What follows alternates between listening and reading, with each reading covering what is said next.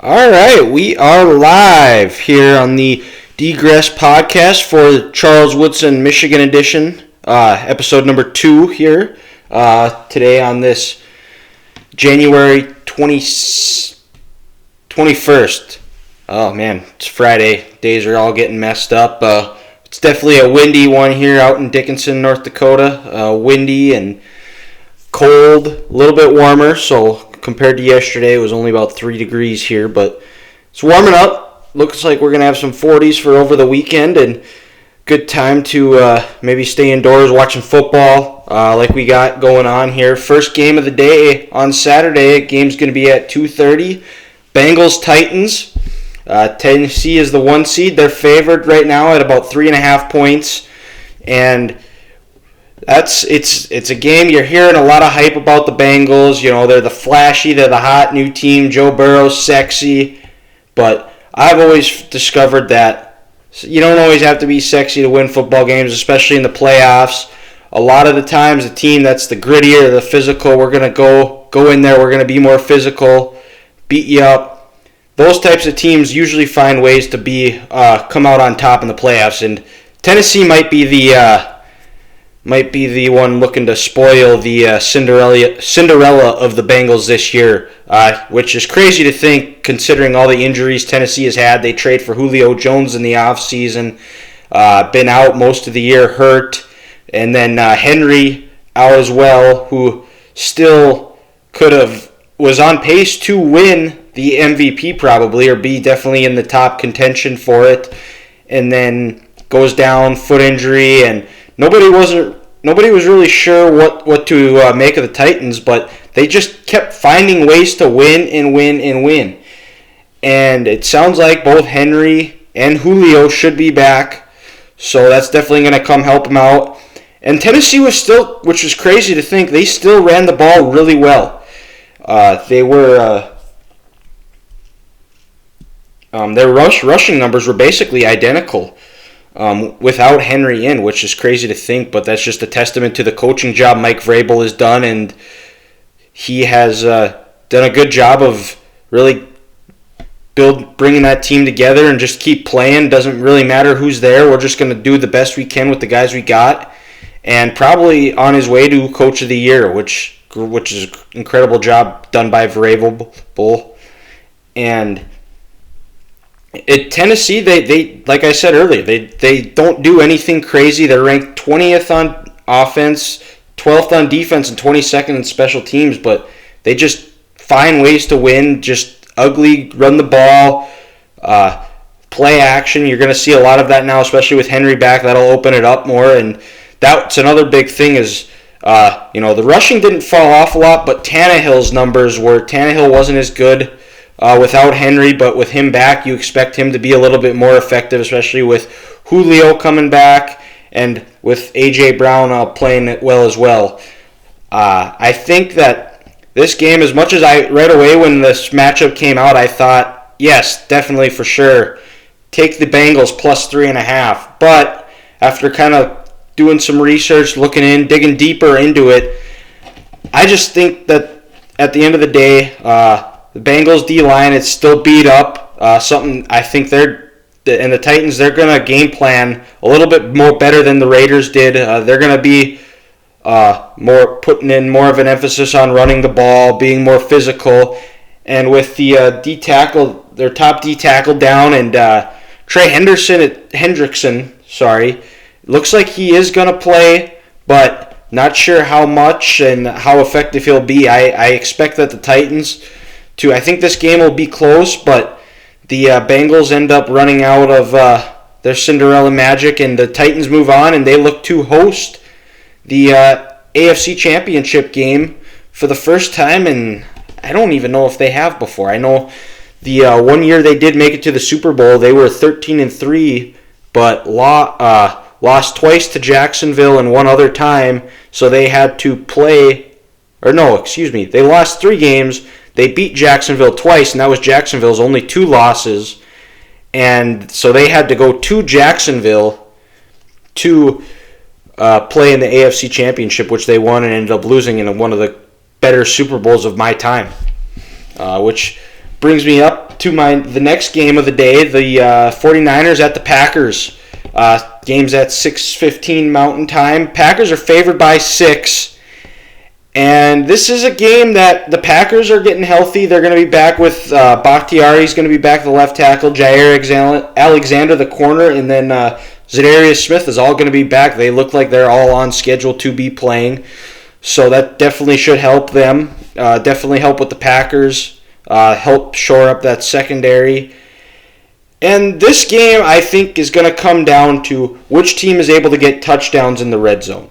The Niners, they've been really good moving the ball from 20 to 20, but they just seem to not be missing. They lack that, just something there where they just kind of freeze up and they aren't able to get touchdowns. They end up settling for a lot of field goals. I wouldn't be surprised if you see Trey Lance in some short yardage running the ball situations. Garoppolo is hurt. Sounds like he's on track to play. And with Garoppolo playing, it's going to be, I think if he doesn't turn the ball over, the Niners are going to put themselves in a position to win. The Niners are very physical downhill running team, and in the they played in week 3. The Niners kind of got down. It ended up taking the lead with 37 seconds left, and then Aaron Rodgers did Aaron Rodgers things, brought him back, kicked the game-winning field goal as time expires. And the big thing, too, I also think with this game is the special teams. I wouldn't be surprised, or if I was Kyle Shanahan, I would think about putting Deebo Samuel back on kick return because the Packers have been, this year, very poor in the special teams department. Wouldn't be surprised to see Deebo go back there, try to get a cheap one, get some good field possession, set it up. But at the end of the day, it's going to come down to this game, I think, is going to come down to who converts more in the red zone. You know Aaron Rodgers and Packers, they're going to move the ball. They're going to get in the red zone. It's going to come down to who converts, who turns those red zone opportunities into touchdowns rather than settling for field goals. And at the end of the day, I got to go with the better quarterback in Aaron Rodgers. I think it's going to be similar to the first matchup where it's going to come down to a field goal late. Whoever has the ball last is probably going to win. I do think that's going to be the Packers. I think they're going to move on, and they're going to be back into a familiar spot, trying to play whoever, either the Rams or Rams or Bucks. And they're going to have a shot if they play the Bucks to kind of get some revenge from last season after ending their season, or play the Rams too, which they played earlier in the year. I think the Packers won. I believe that is correct, that the Rams, they did. I believe they did travel to Green Bay this year. I think the Packers ended up, can't remember what week that was. I want to say it would have been Thanksgiving weekend, actually. So that would have been week 12, 13. Packers beat them 36-28. Stafford didn't play well in that, or has still struggles playing in Lambeau, which brings me to the next game. The first game on Sunday, the Bucks versus Rams. It's going to be, I think this game is going to be a little bit low scoring. Both teams very physical on the D line, up front in the trenches. It's going to come down to who runs the ball better. And if Stafford is able to avoid a turnover, because I don't think he's going to be able to just throw the ball 17 times. I do think he's going to have to they're going to force him to throw the ball a little more, the Bucks, that is. The Rams beat the Bucks in week 3. I can't really take that too much into account. I think you got to throw it out because the season's so long, it's so spread out that the Bucks are a completely different team. They just look more comfortable. They're flying around. They're playing faster. Brady, just whatever it is, he just fountain of youth. I don't know what it is, but it's hard for me to bet against the guy. I think this game plays close. If I bet on it, I would have to say that I do think the Bucks win and cover. They're 3-point favorites right now. I would say it's going to be about a 31-24 game. I think the Bucks, their defense is able to neutralize the running attack of Michelle and Akers. I think sounds like Fournette is likely to play. Another game where the red zone is going to be key, like all these playoff games are. It seems like it's going to be the differences in these big games. The team that gets touchdowns always finds a way to win. The team that settles for field goals, they're going home, going bye-bye, and that's going to be the key. I think the Bucs get I feel like I have a good feeling that they're going to be able to control most of this game and go back, and we'll get a rematch of the NFC Championship game from last year. Same place, same teams, Bucs and Packers. Definitely going to be looking forward to that. And then the final game of Divisional Round Weekend. It's probably a lot of people are saying, and I think it is too, that this is the AFC Championship game, but just in the Divisional Round. Obviously, Chiefs are going to have revenge on their mind again. They've got to, after a 38-20 drubbing they had on national television on Sunday night, playing against the Bills, who just looked like the hungrier team.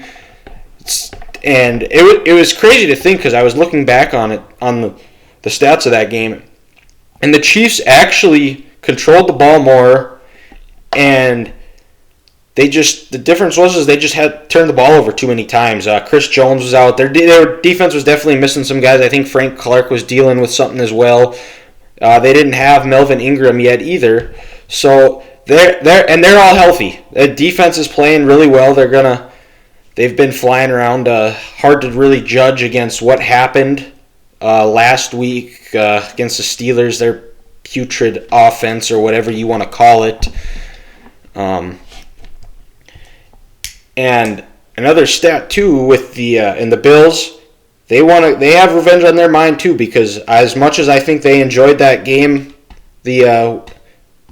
beating the Chiefs in Arrowhead, I think they won't feel that full vindication until they go in the playoffs and beat the Chiefs.